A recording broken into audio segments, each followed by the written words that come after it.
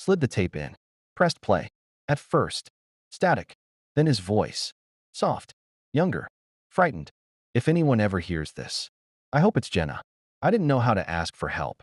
I thought if I could just hold on a little longer, someone would notice. But they never did. So I disappeared. Into the walls. Into the silence. But I never hated you, Jenna. I just didn't know how to be forgotten. The tape stopped. Just like that. She sat there for a long time. No tears. No anger. Just silence. Because what do you do when the villain of your story was also the victim? What do you do when the monster used to be a boy, begging to be seen? Jenna made a decision. One that would shake the entire community. She would tell the full story. All of it. Not on a podcast. Not on a TV special. But face to face. With the people who lived on that street. The ones who closed their blinds when things got uncomfortable. The ones who claimed to never notice.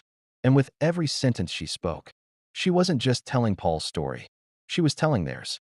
The story of what happens when silence becomes a habit, when apathy becomes normal, and when a cry for help goes unanswered long enough that it turns into a scream in the basement. No one hears. Until it's too late. Would you have forgiven Paul if you were in Jenna's shoes? Let me know in the comments. The letter came 2 weeks later.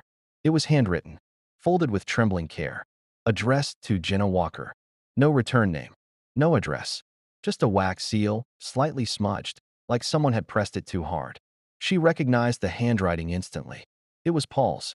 The same cursive he used when they were kids. The same shaky loops on a birthday card he once passed across their third-grade desk. But this wasn't a child's letter. It was something else. A final confession. A revelation. A reckoning.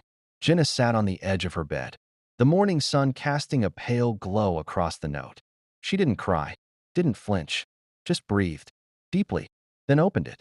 If you're reading this, it means everything is over. I won't try to justify what I did. I won't pretend it wasn't wrong. But I need you to know why. The words bled through the paper like scars. Paul had written it with so much force, the pen had nearly torn the page. I was 11 when the darkness started. My father left. My mother drowned herself in silence and bottles. I stopped being a child and became invisible. No one asked how I was. No one checked. And then you waved at me. Just once. In the hallway.